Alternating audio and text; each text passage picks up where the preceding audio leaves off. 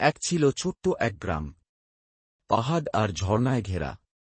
সেই গ্রামে থাকত এক অলস ছেলে, নাম তার মন্টু। সে কাজ করতে চাইত না, বলতো কাজ করলে শরীর খারাপ হয়ে যাবে। একদিন দুপুরে সে গেল নদীর ধারে। ঠান্ডা বাতাসে চোখ বন্ধ হয়ে এল, আর ঠিক তখনই জলের বুকে জেগে উঠল এক জাদুময় আলো। ভেসে উঠল এক অপ্সরা, ঝর্ণার রক্ষক। সে বলল, শুধু একদিন মন দিয়ে পরিশ্রম করো, আমি তোমার একটি ইচ্ছা পূরণ করব। মন্টু বিশ্বাস করল। কোদাল ধরল, গরমে ঘেমে উঠল, তবুও থামল না। একদিনের সেই কাজ ধীরে ধীরে বদলে দিল তার পুরো জীবন। কিন্তু অপ্সরা কি আর ফিরবে, নাকি সবটাই ছিল কল্পনা? এই গল্প শুধু পরিশ্রমের নয়, এটা এক নতুন জীবনের শুরু।